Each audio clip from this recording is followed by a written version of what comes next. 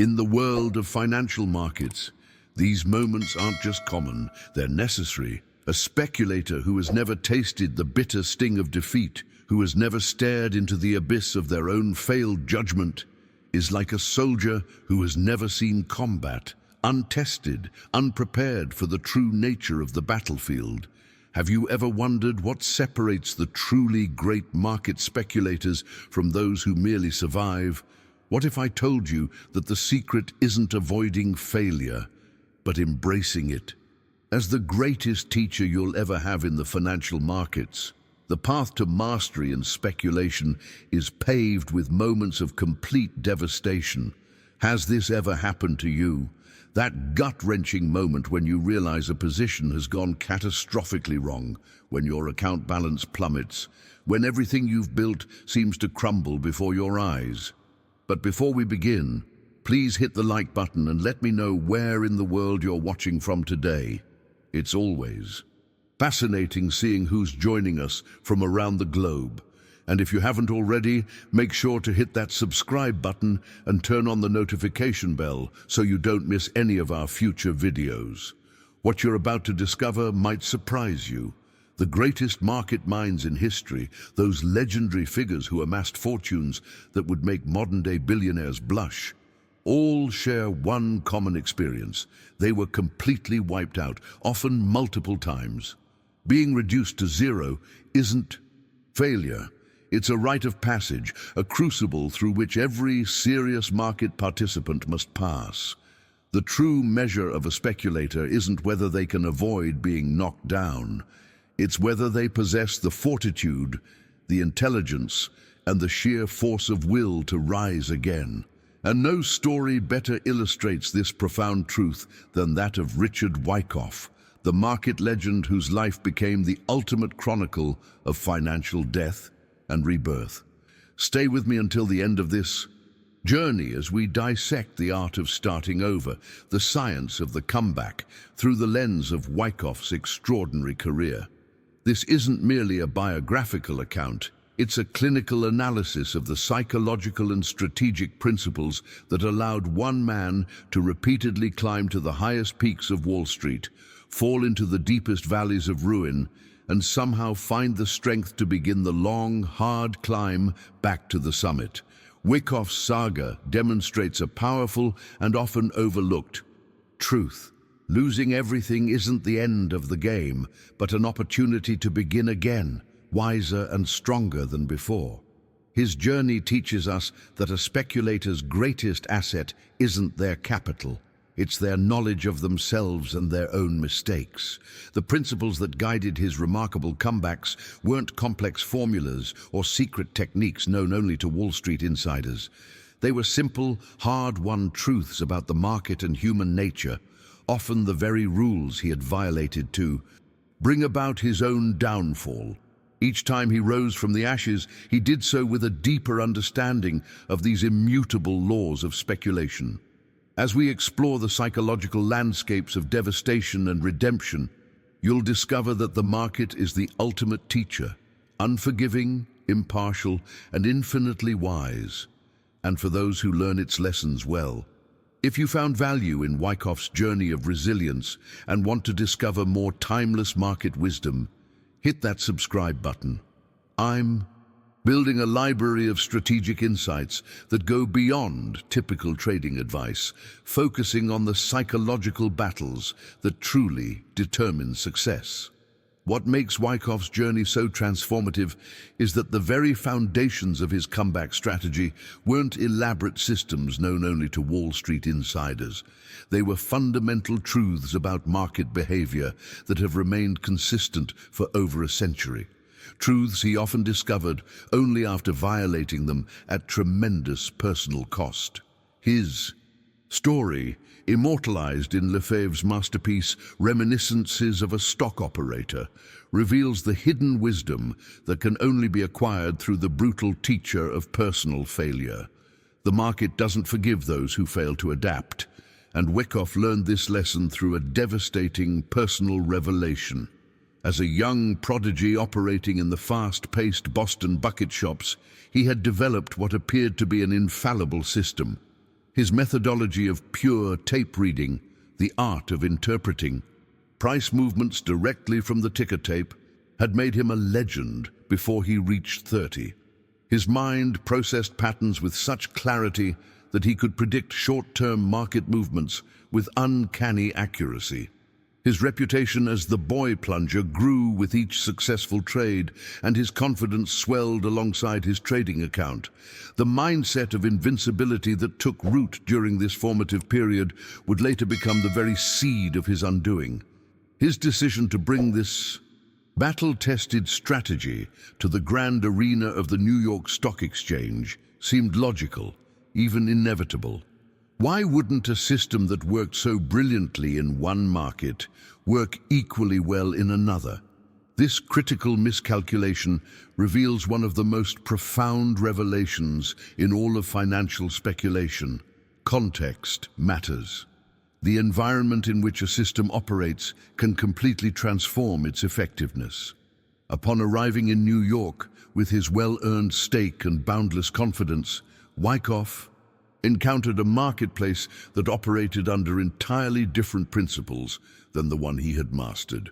The ticker tape, his primary tool, no longer delivered information in real time, but lagged significantly behind actual transactions. Executions weren't instantaneous as they had been in the bucket shops, and perhaps most significantly, the scale of capital flowing through the exchange dwarfed anything he had encountered before. The subtle market cues he had learned to interpret were now distorted by massive institutional orders that moved markets in ways his system couldn't anticipate. The market, in its impersonal wisdom, proceeded to deliver this lesson in the most effective way possible by separating him from his money. His entire capital, the fruit of years of successful operations, vanished. In an instant, he had joined the ranks of countless other speculators who had come to Wall Street with dreams of conquest only to leave broken and penniless.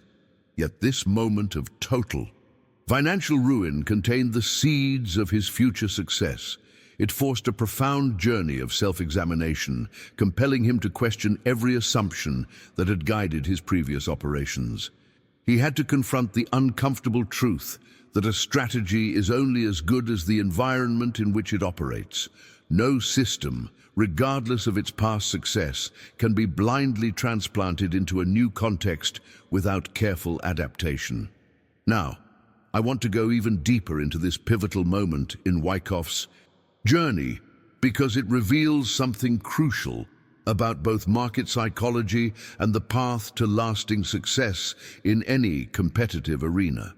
The humility forced upon him by this first devastating loss became the cornerstone of a new approach to the markets, one based not on rigid systems, but on adaptability and respect for changing conditions. Type in the comments, adapt or perish, if you've ever had to completely rethink your approach after a major setback. This first catastrophic wipeout became Wyckoff's unexpected gateway to a profound transformation. Starting literally from nothing, he was forced to humble himself and borrow a small stake from a friend just to survive. Picture that moment. A man who had been celebrated for his market genius, now unable to even feed himself without assistance. This radical shift in circumstances forces a kind of clarity that comfort never could. The revelation that shattered his previous mindset was deceptively simple. A method's effectiveness isn't universal but contextual. What works brilliantly in one environment can fail spectacularly in another. This insight might seem obvious in retrospect, but it represents one of the hidden truths that separates amateurs from professionals in any competitive arena. The master adapts to changing conditions. The amateur stubbornly clings to what worked before. During this period of rebuilding, Wyckoff became a true student of market conditions rather than merely a practitioner of a rigid system. He developed what we might call environmental awareness, the ability to sense when the character of the market itself had changed, requiring a corresponding shift in approach. This awakening marked the beginning of his journey toward genuine market mastery. Yet the most dangerous test of his newfound wisdom was still to come, and it would arrive disguised as his greatest triumph. In the panic of 1907, Wyckoff correctly anticipated one of the most severe market crashes in history. By selling short into the collapse, he amassed a fortune of several $million, an astronomical sum at that time. His reputation soared. He was no longer merely a clever operator, but a market legend, the great bear of Wall Street, who had looked into the financial abyss and emerged a king. And here we encounter one of the most treacherous paradoxes in the psychology of success. Often, our greatest victories plant the seeds of our most devastating defeats. The state of mind that follows an enormous triumph can be more dangerous than the fear that accompanies failure. Flush with millions and intoxicated by his own brilliance, Wyckoff entered what psychologists today might call a state of illusory superiority. He began to see himself not as a student of the market, but as its master. His respect for risk, that essential quality that keeps a speculator alive, began to erode. The voice of caution that had guided his recovery from his first failure grew fainter with each passing day, drowned out by the siren song of his own legend. This dangerous mindset led him to the cotton market, where he intended to cement his status by becoming the cotton king. He built a position of unprecedented size, a line so massive that it dwarfed even his most ambitious trades of the past. He was no longer speculating with disciplined caution, but betting with the reckless abandon of a man who believed he could bend markets to his will. The market was about to deliver another brutal lesson about the dangers of hubris, a lesson that would shake Wyckoff to his core and force him to confront an uncomfortable question: is it harder to recover from failure or from success? Share in the comments. Pride comes before the fall. If you've ever seen someone's success become their greatest vulnerability. What makes Wyckoff's cotton market disaster so instructive is that it reveals the most insidious enemy a speculator will ever face. Not the market, not other traders, but their own psychology. As his massive cotton position began to move against him, the market provided clear, unmistakable signals to sell. The tape, which had been his trusted advisor for years, was sending urgent warnings. A small loss at this point would have been a minor setback, a forgettable footnote in his otherwise triumphant career. But something profound had shifted in his decision-making process. His judgment, once crystal clear, had become clouded by two powerful forces: his ego's refusal to admit error and his loyalty to Percy Thomas, a charismatic cotton expert whose bullish vision had influenced Wyckoff's thinking. He had violated his own cardinal rule: rely only on your own study of the tape, never on another man's opinion. When faced with mounting evidence that his position was wrong, Wyckoff made the fateful choice that countless traders have made throughout history. He held on. He began to hope. He crossed the invisible line that separates the speculator from the gambler, abandoning cold analysis in favor of wishful thinking. The transformation was complete. He was no longer thinking about preserving his capital, but about being proven right. Subscribe to join our community of thoughtful traders and investors who understand that market mastery begins with self-mastery. Every video explores the hidden psychological dimensions of financial decision-making that most channels never touch. This mindset unleashed what seasoned traders recognize as one of the most destructive patterns in all of financial speculation: the desperate desire to win it back. Rather than accepting his losses and retreating to safer ground, Wyckoff not only held his deteriorating position, but began to average down, throwing good money after bad in a misguided attempt to force the market to bend to his will. The result was catastrophic. The cotton market collapsed and Wyckoff was wiped out on a monumental scale, losing his entire multi-million-dollar fortune and plunging deep into debt. His second great ruin had arrived, far more painful than the first because it wasn't the result of ignorance, but of willful arrogance. It's in the aftermath of such a devastating self-inflicted loss that a person's character receives its most rigorous examination. The easy path, the path most taken, is to externalize blame, to curse the market as rigged, to blame bad luck or the misleading advice of others, to construct narratives that preserve one's self-image at the expense of growth. Wyckoff's response revealed the integrity that would eventually restore his fortune. He refused to blame anyone or anything but himself. He recognized with brutal clarity that the market was merely an impersonal force, registering the facts of supply and demand without malice or favoritism. His loss wasn't a punishment inflicted by a cruel market. It was the market's impartial verdict on his flawed judgment. This radical acceptance of personal responsibility became the cornerstone of his eventual recovery. By taking ownership of his failures, he reclaimed his power to change his future. He transformed from a victim of market circumstances into a scientist analyzing a failed experiment, seeking to understand precisely what had gone wrong and why. The journey back from such comprehensive ruin requires more than just technical knowledge. It demands a profound journey of self-discovery. Behind the charts, indicators, and trading systems lies the true battlefield of speculation. The human mind, with all its biases, fears, and stubborn resistance to change. Drop a comment with the word ownership if you believe that taking responsibility for your mistakes is the first step toward genuine transformation. During those quiet, painful years of his second financial exile, Wyckoff embarked on what might be called the hero's journey of the professional speculator, the deep, often uncomfortable work of genuine self-analysis. This wasn't a superficial examination, but a ruthless dissection of every decision that had led to his downfall. He pored over his trading records, not with the selective memory that plagues amateur traders, but with the clinical detachment of a surgeon examining a failed procedure.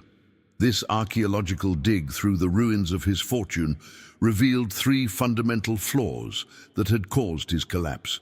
His ego had replaced his judgment, hope had replaced analysis, and he had trusted another man's opinion over the clear facts presented by the market itself.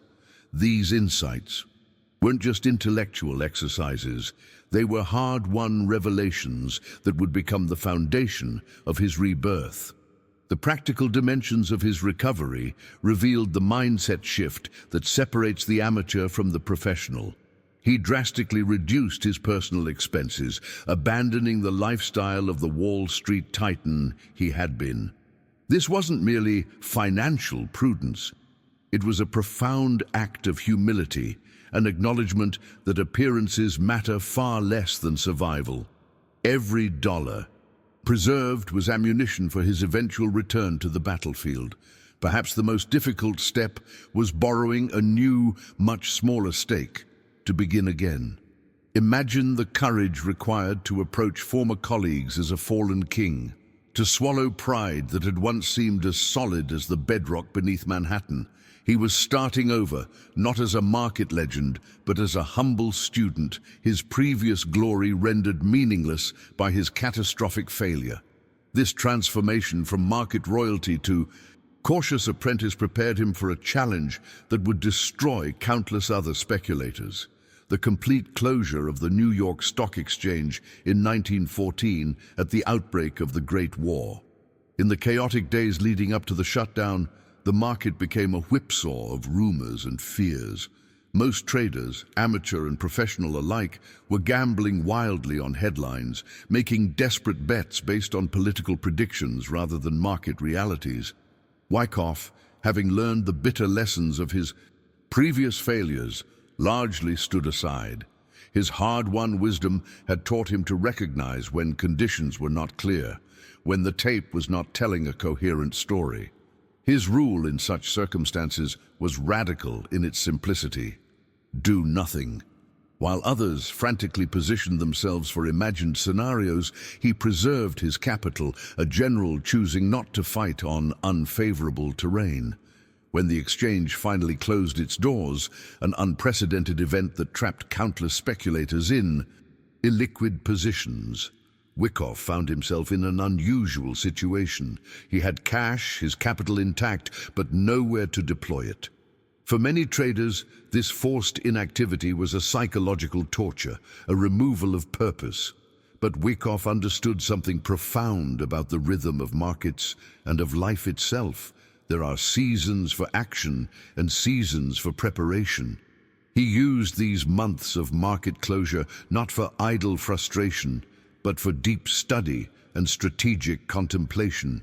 He knew the war would fundamentally reshape the economic landscape, creating new patterns that would render old strategies obsolete.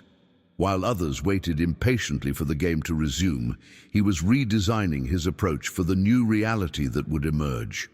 This period of enforced stillness taught him perhaps the most counterintuitive lesson in all of speculation. Sometimes the most profitable decision is to make no decision at all. Tell me in the comments, strategic patience, if you've ever benefited from deliberately waiting rather than rushing into action. The ultimate irony of Wyckoff's journey manifested in the aftermath of his single greatest triumph. By applying all of the hard-won principles he had forged through his previous failures, he correctly anticipated the catastrophic crash of 1929. While others were caught in the euphoria of endless prosperity, he recognized the warning signs and positioned himself accordingly. By shorting the market at precisely the right moment, he accumulated a fortune estimated at $100 million, a sum that would equate to billions in today's currency. He had reached the absolute zenith. He had conquered the market in a way no one had done before. Yet it was from this towering height that his final, slow and irreversible descent began. Unlike his previous falls, this wasn't the result of a single catastrophic trade or a momentary lapse in judgment. It was something far more complex, a gradual erosion of the man himself. The origins of this final chapter were multidimensional. His private life descended into chaos through a series of difficult and costly divorces. Personal tragedies struck with devastating frequency, each one depleting his emotional reserves.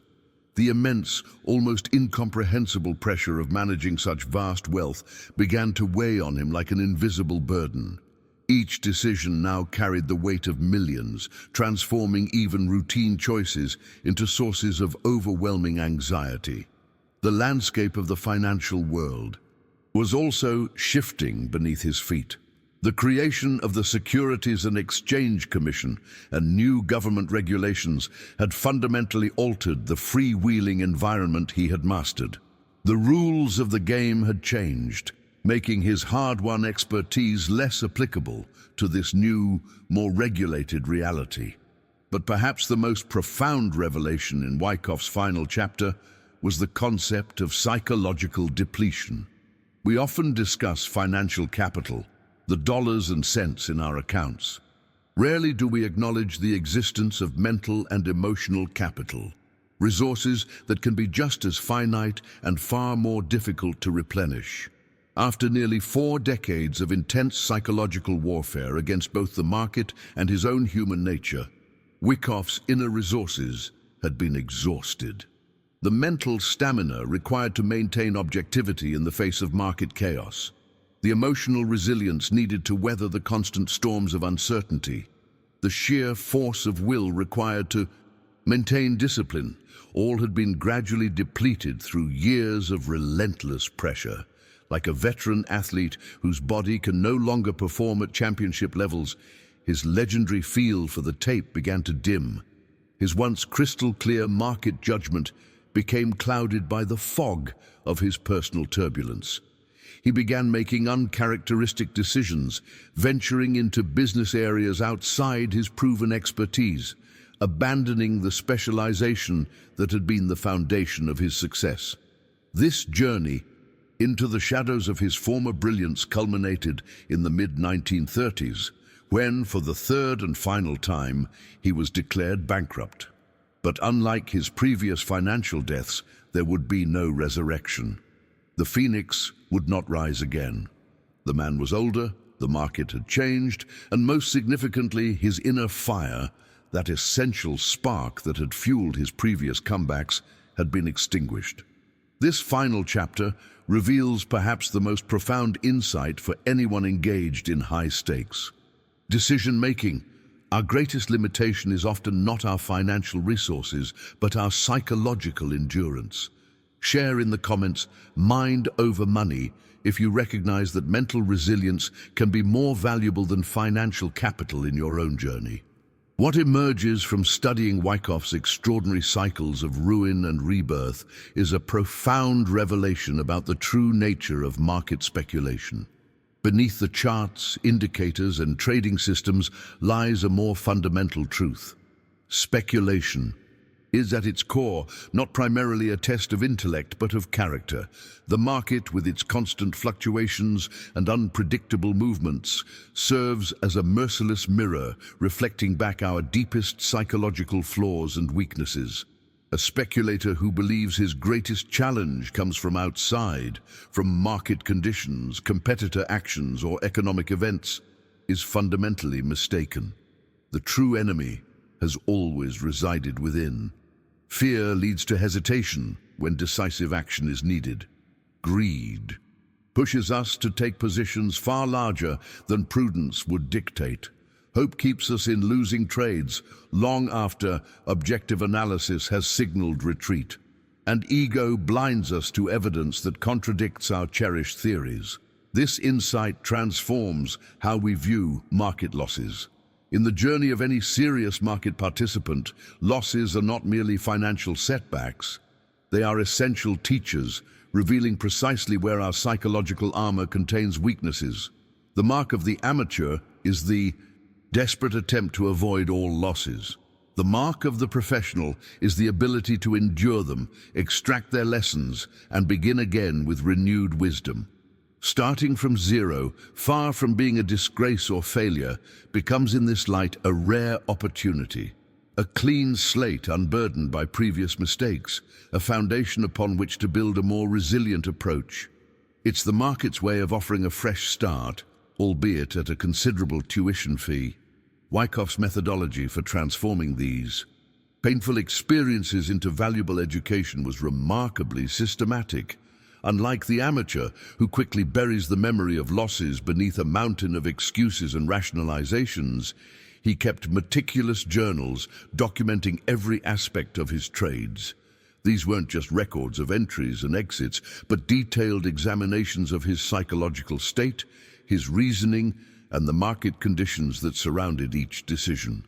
When a trade failed, he performed what might be called a clinical autopsy, dissecting each element with ruthless objectivity.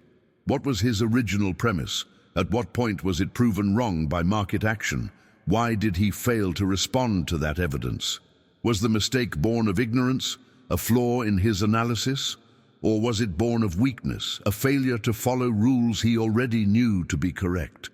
Through this painstaking process, each loss became the catalyst for a new written rule, or the reinforcement of an existing one.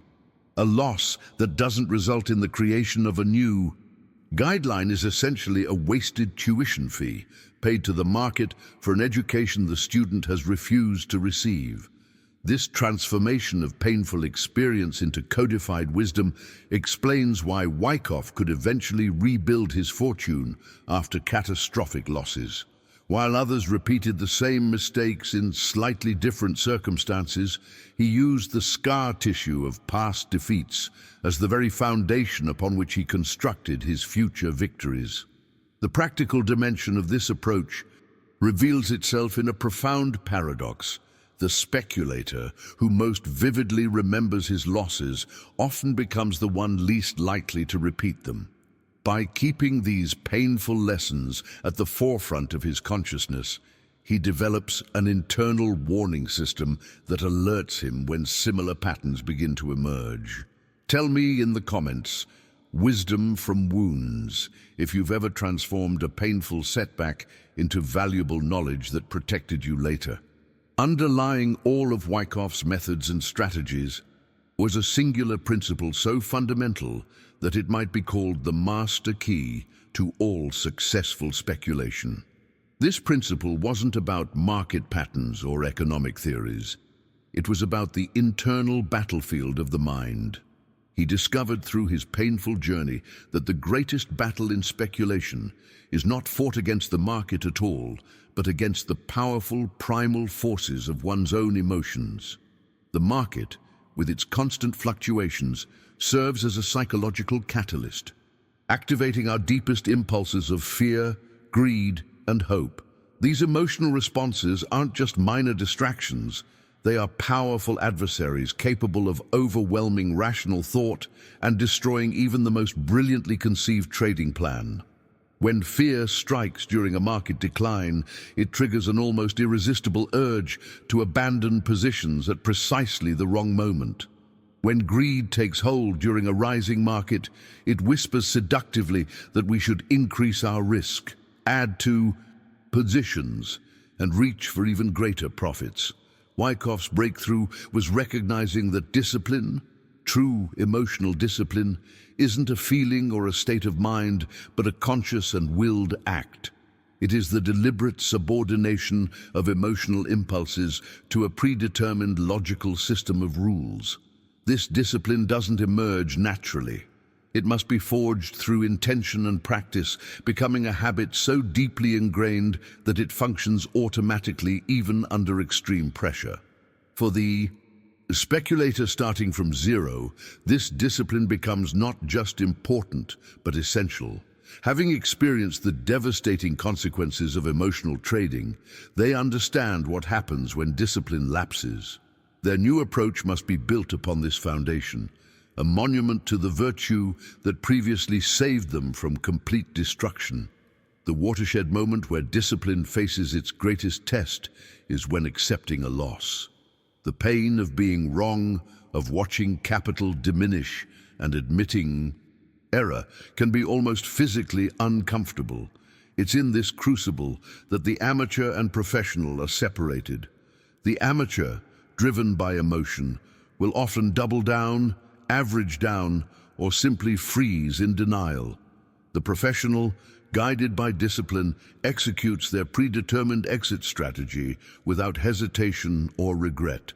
This leads directly to what might be called the culminating virtue of the professional speculator's mindset: patience.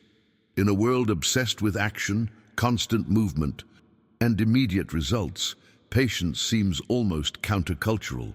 Yet Wyckoff discovered that true mastery comes not from frenetic activity, but from the discipline of trading only when conditions are optimal, when there is a clear and definite advantage. The amateur, especially one trying to recover from a loss, feels compelled to be constantly in the market. They trade on minor fluctuations, weak signals, and ultimately pure hope. The professional, particularly one rebuilding from zero, understands that capital is too precious to deploy except in situations with overwhelmingly favorable odds. This patience manifests as the calm vigilance of a sniper waiting for the perfect shot. The professional may sit in cash for weeks or even months, watching the market, studying patterns, and doing absolutely nothing. This period of deliberate inaction, often the most difficult psychological challenge for a trader, is paradoxically their most profitable work. They trade only when multiple factors align. When the line of least resistance is clear, when leading stocks reach pivotal points, when volume confirms the move, and when the general market is in harmony. Have you experienced this in your own life? Write strategic inaction in the comments if you've ever found that doing nothing was sometimes the most powerful move you could make. What we've explored in Wyckoff's journey isn't just a historical account of one man's battle with the market. It's a timeless blueprint for navigating the inevitable failures we all face, whether in trading, business, or life itself. His story reminds us that our greatest setbacks often contain the seeds of our most profound growth, provided we have the wisdom to extract those lessons and the courage to begin again. The market, much like life, doesn't care about our past glories or our previous defeats. Each day presents a fresh opportunity to apply our hard-won wisdom, to test our discipline, and to prove that we've truly learned from our mistakes. The speculator who rises from the ashes of financial ruin, stronger and wiser than before, is engaged in nothing less than a profound act of personal transformation. If you've found value in these insights about rebuilding after devastation, I'd love for you to join our community of thoughtful investors and traders. Hit the subscribe button to access more deep analyses of market psychology and the timeless principles that govern successful speculation. These aren't just strategies for trading. They're frameworks for navigating life's most challenging moments with wisdom and resilience. Take a moment to leave a like on this video if you've discovered something meaningful that you can apply in your own journey. Your engagement helps these ideas reach others who might be facing their own moment of reckoning, their own starting from zero experience. If you've made it all the way through this exploration, I'd love to know. Simply comment "Phoenix Rising" below. It's a powerful reminder that, like Wyckoff, we all have the capacity to be reborn from the ashes of our greatest defeats. There's a video right here that examines the power of contrary thinking in the markets, a principle Wyckoff mastered during his comebacks. Click and continue with me there as we explore how going against the crowd might just be your most profitable decision.